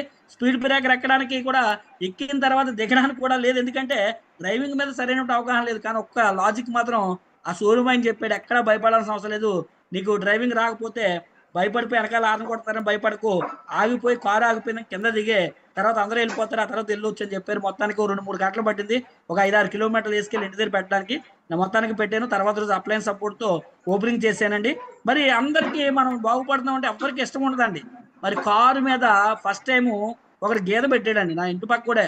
పెడితే చాలా బాధపడతాం కదా! కారు మీద గీత పెడితే. కానీ మా అప్లయన్‌కి ఫోన్ చేసి ఏమన్నాడో తెలుసా అండి? కంగ్రాచ్యులేషన్స్ అని చెప్పాడు గీత పెడితే. గీత పెడితే కంగ్రాచ్యులేషన్స్ ఏంటని చెప్పేసి అంటే నాకు బాధ అనిపించింది కానీ ఫస్ట్ ఆయన మీద. కానీ తర్వాత ఆయన ఏమన్నాడంటే, "గీత పెట్టారంటే నువ్వు ఇంకా పై సక్సెస్ తీసుకోబోతున్నావు. రూ. 1,00,000 చెక్ ఎళ్ళబోతున్నావు" అన్నాడు. అన్నట్టుగానే ఫస్ట్ గీత పెట్టినప్పుడు రూ. 1,00,000 చెక్ ఎళ్ళానండి. ఆ తర్వాత మళ్ళీ అంటే అది కూడా ఎలా పెట్టాడంటే డ్రైవరు మనం ఏదైతే తీస్తామో మనం డ్రైవ్ చేయడానికి ఒక డోరు, ఆ డోర్ మీద పెట్టాడు. తర్వాత రెండో గీత పెట్టాడు. బలంగా మేకుతో అలా గీసాడు. మళ్ళీ మా అప్లయన్‌కి ఫోన్ చేస్తే ఆయన అన్నాడు, "కంగ్రాచ్యులేషన్స్ 2,00,000కి ఎళ్ళబోతున్నావు" అన్నాడు. 2,00,000కి ఎళ్ళాను. ఆ విధంగా నా చెక్కు పెరుగుతూ పోయిందండి. 1,00,000, 2,00,000 అయింది. ఆ తర్వాత మూడో గీత ఎప్పుడు పెడతాడురా అని ఎదురు చూసానండి నేను. ఎందుకంటే 3,00,000 చెక్ అవ్వాలి కదా! అయితే మూడో గీత పెట్టాడు. 3,00,000 చెక్ కూడా అయింది కరోనా టైంలో. మరి ఆ తర్వాత నాలుగో గీత పెడతాడనుకున్నాం గానీ నాకక్కడ అవకాశం లేదు. అక్కడ ఖాళీ చేసి ఎందుకంటే పార్కింగ్ లేదు. తర్వాత వెస్టేజ్ వరకు అప్పుడు చూడండి మరి ఏదైతే ఇల్లు ఉన్నానో ఈ ఇంట్లోకి రాకముందు జీవితంలో ఇల్లే కొనలేనని చెప్పేసి రోడ్డు పోటు ఉన్న స్థలం తక్కువ రేటుకి వస్తుందంటే కొన్నాను. అందులో ఇల్లు కడతామేమో జీవితంలో కట్టే స్తోమత లేక మరి పన్ను అప్లై చేసేదానికి వెళ్తే వాళ్ళు ఏమన్నారంటే నువ్వు ఇల్లు కడితే కానీ పన్ను ఇవ్వమన్నారు. మరి ఇల్లు కట్టుకునే స్తోమత లేదు. పోనీ రాజీవ్ గృహాలు ఉంటాయి కదా గవర్నమెంట్ ఇచ్చే ఇల్లు, ఆ ఇంట్లోకి ఇల్లు అప్లై చేద్దామంటే వాళ్ళు నువ్వు ఇంటి పన్నుకి అప్లై చేసాం ఆ ఇల్లు కూడా అన్నారు. అలాగే రేషన్ కార్డు వచ్చిందండి. పోనీ బియ్యం తీసుకుందామంటే మొదటి నెల బియ్యం తీసుకున్నాను, రెండో నెల ట్యాక్స్కి అప్లై చేశానని చెప్పి అది కూడా తీసేశారు. అంటే ఇవన్నీ తీసేస్తున్నారంటే మనం పైకి ఎదుగుతున్నాము అని అర్థం అండి. మనకి చెడు జరుగుతుంది అంటే మన చుట్టూ మనం ఇంకా పై స్థాయికి వెళ్తున్నామని అర్థం అన్నమాట. నా చుట్టుపక్కల ఉన్నోళ్ళు చాలా మందికి అది అర్థం కాదు. నేను దాన్ని చాలా ప్రౌడ్‌గా ఫీల్ అవుతుంటానన్నమాట. అయితే ఎప్పుడైతే ఇలాగ మరి రోడ్డు పొడున స్థలం దగ్గర నుంచి ఇల్లు కొనలేని స్థాయిలో నుంచి వెస్టేజ్ ద్వారాగా 60,00,000 పెట్టి ఈ ఫ్లాట్ కొన్నానండి. ఈ ప్రెజెంట్ నేను మాట్లాడుతున్నటువంటి ఫ్లాటు 60,00,000 పెట్టి కొన్నాను. ఆ తర్వాత ఏదైతే రోడ్డు పొడుగు స్థలం ఉందో దాంట్లో ఇల్లు కట్టేసాను. Recording in progress. అలాగే నెక్స్ట్ మరి ఈ బిజినెస్ త్వరగా మరి కంప్లీట్‌గా చూసుకుంటూ పోతే చూడండి. మరి చెక్కు ఎంత అయిందంటే కరోనా తర్వాత కరోనాలో ఇంట్లో ఖాళీగా కూర్చున్నా కూడా ప్రతి నెల యావరేజ్‌గా మరి ఎంత ఇన్‌కమ్ వచ్చేదంటే 2.5 లక్షలు ప్రతి నెల కూడా యావరేజ్‌గా వచ్చేది. నాకు అప్పుడు అర్థమైందండి బిజినెస్ అంటే ఏంటి? బిజినెస్ తాలూకా పవర్ ఏంటి? నేను ఏదైతే కల పెట్టుకొని బిజినెస్‌కొచ్చానో నా బిజినెస్ తాలూకా స్ట్రాటజీ ఏంటి? నా వ్యాపారం వాతావరణంతో సంబంధం ఉండకూడదు. అలాగే ప్రకృతి వైపరీత్యాలతో సంబంధం ఉండకూడదు. హుదూద్‌లో చూసాను. అలాగే కరోనాలో కూడా చూసాను. ఎందుకంటే ఆ 2 సందర్భాల్లో ఉద్యోగస్తులందరికీ కూడా ఇబ్బంది పడ్డారు. కానీ అలాంటి సందర్భాల్లో కూడా ఇంట్లో ఖాళీగా కూర్చున్న వ్యాపారం జరుగుతూనే ఉంది. ఎందుకంటే ఈ బిజినెస్‌లో ఎవరొస్తారు? ఈ బిజినెస్‌కి కావాల్సిన అర్హత ఏంటి? మొహం కడుక్కునే వ్యక్తులు, స్నానం చేసే వ్యక్తులు. వాళ్ళు ఏదైనా జరగని మొహం కడగడం ఆపరుగా, స్నానం చేయడం ఆపరుగా. కాబట్టి నా వ్యాపారం జరుగుతూనే ఉంది. నాకు డబ్బులు వస్తూనే ఉన్నాయి. ఆ తర్వాత కరోనా తర్వాత మరి నెట్‌వర్క్ మార్కెటింగ్‌లో తెలుగు రాష్ట్రాల్లో ఒక మిరాకిల్ జరిగింది. కరోనా సిట్యుయేషన్ పుణ్యమా అని చెప్పి ప్రజలకి నెట్వర్క్ మార్కెటింగ్ మీద అవగాహన వచ్చి కేవలం 2 నెలల వ్యవధిలోనే నెట్వర్క్ మార్కెటింగ్ ఇండస్ట్రీలోకి 52,00,000 మంది జాయిన్ అయ్యారు. పేపర్‌లో కూడా న్యూస్ రావడం జరిగింది. మరి అలాగా మరి ఆ నెట్వర్క్ మార్కెటింగ్‌లోకి అంత వచ్చిందంటే వెస్టేజ్ టర్నోవర్ అప్పట్లో ఆల్‌మోస్ట్ 40% టర్నోవర్ చేసేది. అందులో నాకు కూడా కొంత కలిసి ఉంటది. మరి అందులో అమాంతంగా నా చెక్కు 2.5 లక్షల నుంచి 3,23,000, 4,24,000 ఆ తర్వాత 5,23,890 అవ్వడం జరిగింది. మరి అలాంటి సిట్యుయేషన్‌లో కోవిడ్-19 వస్తే ఒక ప్రాబ్లమ్ అయితే కోవిడ్-20 కూడా మమ్మల్ని టచ్ చేసింది. కోవిడ్-20 అంటే ఏదంటే మా అప్లయన్స్ రూపంలో మళ్ళీ ఒక కంపెనీ పెట్టడం, మమ్మల్ని మొత్తం అమాంతంగా అగాధ పాతాళాన్ని తొక్కేశారు. అయినా సరే వెస్టేజ్‌లో అయిపిచ్చింది. వెస్టేజ్‌లో పెద్ద సామ్రాజ్యాన్ని నిర్మించుకున్నాం. వెస్టేజ్‌లో సక్సెస్ సాధించాము. అంటే మరలా మనం సక్సెస్ అవ్వచ్చు. ఒకప్పుడు మనమే సాధించగలిగాము. ఇప్పుడు మళ్ళీ మొదలుపెడితే డే 1లో ఎలాంటి ఎఫర్ట్ పెట్టామో, అలాంటి ఎఫర్ట్ పెట్టగలిగితే మళ్ళీ మనం గెలుస్తామని చెప్పి మళ్ళీ జీరో నుంచి స్టార్ట్ చేసామండి. ఎప్పుడైతే 5,00,000 నుంచి బిలో 1,00,000కి వచ్చిన తర్వాత, ఆ తర్వాత మళ్ళీ ప్రతి నెల చెక్ పెంచుకుంటూ మరి ఈ బిజినెస్‌లోకి రాకముందు చూడండి ఎలాంటి ఇంట్లో అద్దెకుండేవాడిని. మరి ఈరోజు లగ్జరియస్ హౌస్‌లో ఉంటున్నాను. మరి దీంతో పాటుగా రీసెంట్‌గా నేను ఒక ఫ్లాట్‌తో పాటుగా మరి ఓన్ ఆఫీస్ కూడా కొనడం జరిగిందండి. ఓన్ ఆఫీస్ చూస్తే ఎలా ఉంటదంటే, నాకు ఒకటే కల. ఆంధ్రాలో గాని, తెలంగాణలో గాని కార్పొరేట్ ఆఫీసులు వెస్టేజ్‌వి ఎలాగైతే ఉన్నాయో, వాటికన్నా ఒక బెస్ట్ ఆఫీస్ ఉండాలి. మరి దానికొస్తే ఆఫీస్ చూస్తే ఎవరైనా సరే జాయిన్ అవ్వాల్సిందే. అలాంటి ఆఫీస్ ఉండాలి. ఎందుకు అంటే, దానికి కూడా కారణం లేకపోలేదు. నేను స్టార్‌గా ఉన్నదప్పుడు డైమండ్ లాంచ్‌లోకి ఎళ్ళనిచ్చేవాళ్ళు కాదండి నన్ను. నన్ను ఎప్పుడెళ్ళినా సరే బయటకి గెంటేసేవాళ్ళనమాట. అప్పుడే నేను అనుకున్నాను నాకంటూ లైఫ్‌లో ఒక ఆఫీస్ పెడతాను. అందులో ఒక డైమండ్ లాంచ్ ఇదన్నారు కదా! దీన్ని బాబులాంటి మరి డైమండ్ లాంచ్ కట్టాలనుకున్నాను. అంటే అందరూ మేలు చేసేవాళ్ళే మనకి. వాళ్ళు మన శత్రువులు అనుకోకూడదు. వాళ్ళు మన వెల్ విషర్స్. మనకి డ్రీములు బిల్డ్ చేసే వ్యక్తులు. అందుకే ఈ రోజున ఆఫీస్‌కొస్తే తెలుస్తది. విశాఖపట్నం నడిబొట్టులో ఎన్ఏడి కొత్త రోడ్‌లో 1,50,00,000 వెస్టేజ్ అంటే ఎలాగుంటదో చూపించే విధంగా పిన్ టు పిన్ అలాగే చేయించానండి. ఎక్కడా కాంప్రమైజ్ అవ్వలేదు. 1,30,00,000 పెట్టి కొన్నాను. 20,00,000 పెట్టి ఇంటీరియర్ వర్క్ చేయించి యాజ్ ఇట్ ఈస్‌గా అలాగే తయారు చేయడం జరిగిందని చెప్పొచ్చు. మరి ఈ బిజినెస్‌లోకి వచ్చిన మొదటి కార్ ఏంటి అంటే గనక స్విఫ్ట్ కార్ కొన్నానని మీకు ఆల్రెడీ చెప్పాను. ఈ బిజినెస్‌లో మరి మళ్ళీ ఎదుగుతూ వస్తున్నటువంటి క్రమంలో 4,00,000 మళ్ళీ దాటిపోయిన తర్వాత మళ్ళీ ఆలోచన వచ్చింది. లగ్జరీ లైఫ్‌లోకి అడుగు పెట్టాలి. లగ్జరియస్ లైఫ్ లీడ్ చేయాలని చెప్పి మరి వెస్టేజ్ ద్వారాగా మరి సెకండ్ కారు అసల చూడ్డానికే ఫస్ట్ భయపడ్డాను. డేర్ చేయలేకపోయాను. కానీ జీవితంలో ఏమి అనిపించకపోతే పైకేం పట్టుకెళ్ళం కదా! అలెగ్జాండర్ ద గ్రేట్ లాంటోడు, ప్రపంచాన్ని జయించిన వీరుడు లాంటోడే డబ్బుని చేతిలో పైకేమి పట్టుకెళ్ళట్లేదు, భూమి మీద వదిలేసిపోతున్నానని చెప్పి సమాధిలోంచి 2 చేతులు బయటకు పెట్టి తీసుకెళ్ళమని చెప్పాడు శవాన్ని. అలాగే మరి అనుభవించాల్సింది భూమి మీద ఉన్నప్పుడు అనుభవించాలి. కొనుక్కోవాల్సిన వయసులో ఉన్నప్పుడే కొనుక్కోవాలి. స్పెండ్ చేయాల్సిన టైం ఫ్యామిలీతో మనం ఏదైతే మన కాళ్ళు, చేతులు బాగున్నప్పుడు, ఆరోగ్యం బాగున్నప్పుడు హ్యాపీగా లైఫ్ లీడ్ చేయాలి. ఈరోజు పిల్లలతో, ఫ్యామిలీతో హ్యాపీగా తిరగాలంటే మనకంటూ ఒక లగ్జరీ కార్ ఉండాలి. అది ముసలైపోయిన తర్వాత కొంటే అది ఎవడో డ్రైవర్ తోలుతాడు. దాన్ని మనం ఎంజాయ్ కూడా చేయలేము. కాబట్టి వయసులో ఉన్నప్పుడే కొనుక్కోవాలని చెప్పి చాలామంది అన్నారు. 75,00,000 పైబడి పెట్టి కారు కొంటున్నావు. ఒక గ్రూప్ హౌస్ వస్తది. కొనుక్కుంటే నెలకు రూ. 1,00,000 రెంట్‌లొస్తాయి. తెలివైనోడైతే ఆ పని చేయాలి కదా! అన్నారు. నేను అప్పుడు అనుకున్నాను. ఒరేయ్ పిచ్చోళ్ళారా! మరి ముసలైన తర్వాత కొనుక్కుంటే ఉపయోగం లేదు. అయినా మీరు బయట ఏదైతే ఖర్చులుంటాయో వాటిని చరాస్తి అంటారు. మరియు ఇల్లులు ఏవైతే ఉంటాయో వాటిని స్థిరాస్తి అంటారు. వెస్టేజ్‌లో చరాస్తి, స్థిరాస్తి వేరుగా ఉండవురా! ఇక్కడ ఖర్చు పెట్టే ప్రతి ఖర్చు కూడా స్థిరాస్తే. ఎందుకంటే ఈరోజు మనం మొబైల్ ఫోన్ కాస్ట్‌లీది కొంటే మన టీమ్‌కి చూపిస్తే అది మోటివేట్ అయ్యి బిజినెస్ పెరుగుతది. మనం ఒక కారు కొంటే మోటివేట్ అయ్యి వాళ్ళలో కూడా డ్రీమ్ పెరిగి వాళ్ళు కూడా బిజినెస్ పెంచడానికి అవకాశం ఉంటదని చెప్పి అనుకోని ఈ బిజినెస్‌లో మరి మనం రోల్ మోడల్‌గా ఉండాలంటే ముందు మనమే మన టీమ్‌కి మాదిరిగా ఉండాలని చెప్పి మరి ఒక లగ్జూరియస్ కార్ కోసం ఒక అడుగు ముందుకేసి కారు కొనడానికెళ్తే వాడు కూడా పైనుంచి కింద చూసాడు నా మొహం చూసి. దీనికి 1,00,000 సీఎంఏ అవుద్ది. కొనగలదువా? మెయింటైన్ చేయగలదువా? మరి సర్వీసింగ్‌కెళ్ళినప్పుడు 1,00,000 అవుద్ది. టైర్‌లు మార్చాలంటే చిన్న విషయం కాదు. మరి నీలాంటోళ్ళు మెయింటైన్ చేయలేరు. రాజకీయ నాయకులు ఎలాంటివి తీసుకోరు. మెయింటెనెన్స్ ఎక్కువని చెప్పి టాటా హారియర్ లాంటివి తీసుకుంటారు. మరి మెయింటైన్ చేయగలదు అంటే మనకి మోటివేషన్ ఇస్తే మనం ఇంకా రెచ్చిపోతాం కదా! మనల్ని మనం ఎవరైతే తిడతారో వాళ్ళే మన మోటివేటర్స్ కాబట్టి వెంటనే అడ్వాన్స్ తీసి కంపెనీ నుంచి ట్రావెల్ ఫండ్ మరి అడ్వాన్స్ కట్టి కార్ బుక్ చేయడం జరిగింది. మరి వెస్టేజ్ ద్వారాగా వర్త్ ఆఫ్ 72,00,000 మరి BMW X1 అనేటువంటి కార్‌లో ఈరోజు లగ్జూరియస్ లైఫ్ లీడ్ చేస్తున్నానని చెప్పొచ్చు. మరి దాంతో పాటుగా సంవత్సరానికి 3 ఫారెన్ ట్రిప్స్ వెస్టేజ్‌లో ఉన్న వాళ్ళకి, సాధారణంగా 2 ట్రిప్స్, దాంతో పాటుగా కొంచెం ఎక్కువ ఇన్‌కమ్ వచ్చే వాళ్ళకి కంపెనీ కూడా ఎక్స్‌ట్రాగా ఓ ట్రిప్ అనేది ఇవ్వడం జరుగుతుందండి. ఇలాగ మరి ఆల్‌మోస్ట్ చాలా కంట్రీస్ నేనెళ్ళాను. దుబాయ్ ఎళ్ళాను, సింగపూర్ ఎళ్ళాను. అలాగే దాంతో పాటుగా మరి వియత్నాం కంట్రీస్ ఎళ్ళాను. కొలంబో ఎళ్ళాను. ఇలాగా చాలా మల్టిపుల్ కంట్రీస్ ఎళ్ళాను. వీటితో పాటుగా సరదాగా ఫ్యామిలీతో ట్రిప్స్ కూడా మళ్ళీ మధ్యలో కొన్ని తిరగడం జరిగింది. చాలా ఎంజాయ్ లైఫు. ఈరోజు చెప్పాలంటే ఫైనాన్షియల్ ఫ్రీడము నా దగ్గర నాకేం కావాలనుకున్నానో అవన్నీ నాకొచ్చేసాయి ఆల్రెడీ.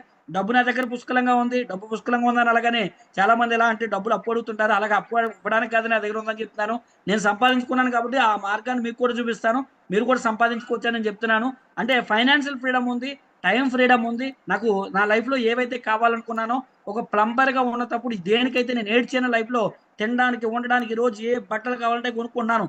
ఏ హోటల్‌కెళ్ళి తినాలనుకుంటే నేను నా ఫ్యామిలీతో హోటల్‌కెళ్ళి స్పెండ్ చేయగలుగుతున్నాం. ఈరోజు ఆలోచించకుండా డబ్బులు ఎంతున్నాయని చూడకుండా మరి బ్యాంక్ ఓపెన్ చేసి చూస్తే లాక్స్ ఆఫ్ రూపీస్ ఈరోజు ఉంటున్నాయి. నా జీవితంలో పెద్ద లక్ష్యం ఏంటంటే ఒక రూ. 1,00,000 ఒక్కసారైనా నా అకౌంట్‌లో చూస్తాననుకునేవాడిని. అలాంటిది ఈరోజు 1,00,000 కాదు లక్షలు, లక్షలు అనేది నా అకౌంట్‌లో మెయింటైన్ చేస్తున్నాను. అలాంటి గ్రేట్ అవకాశం అనేది వెస్టేజ్ కంపెనీ నాకిచ్చింది. మరి ఇది నా కార్ ఓపెన్ చేసినటువంటి వీడియో అండి. చూడండి ఒక ఆర్డినరీ ప్లంబర్‌కి ఇదంతా సాధ్యమయ్యేటువంటి పనేనా సాధారణంగా ఆలోచిస్తే? ఒక ప్లంబర్, ఒక లేబర్ వర్క్ చేసుకునేటువంటి వ్యక్తి, ఒక BMW లాంటి కార్‌లో తిరగడం అంటే చిన్న విషయమేం కదా!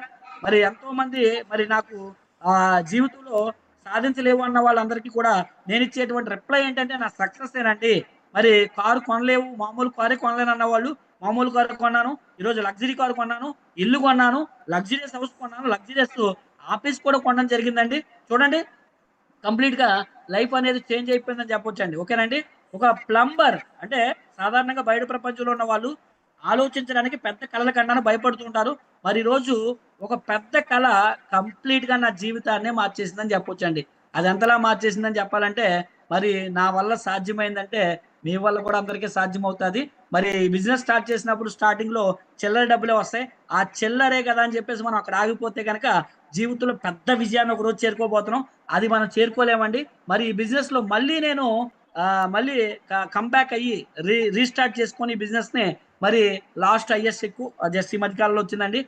5,65,390 లాస్ట్ మంత్ చెక్ కూడా నేను చూపించమని చూపిస్తాను. రూ. 4,84,072 రావడం జరిగింది. బహుశా ఈ మంత్ మళ్ళీ అది 5,00,000 కూడా క్రాస్ చేయొచ్చు. అప్ అండ్ డౌన్స్ ఉంటాయి బిజినెస్‌లో. 5,00,000 4,5 లక్షల నుంచి 5,5 లక్షలైతే గత 1 ఇయర్ నుంచి ప్రతి నెల తీసుకుంటున్నానండి.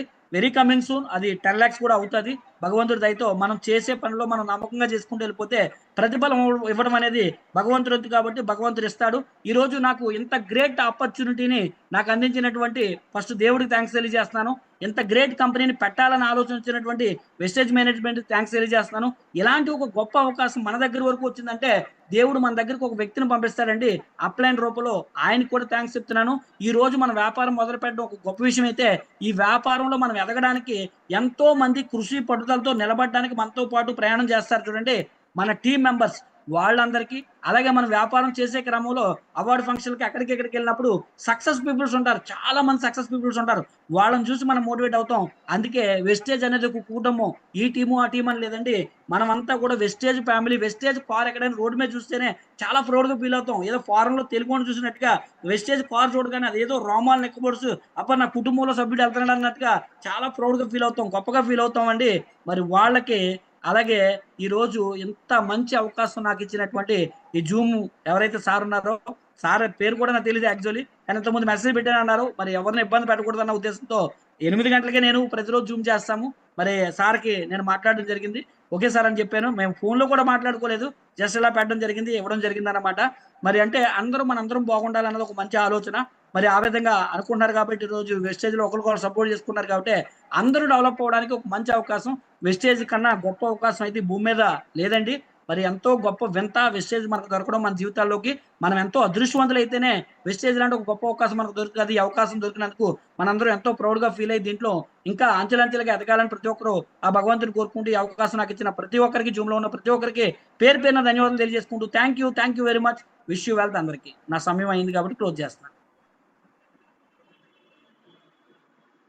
Thank you sir. Once again thank you so much sir. మీ యొక్క ఏదైతే లైఫ్ జర్నీ అనేది నిజంగా చాలా అంటే చాలా వండర్ఫుల్గా ఉంది సార్.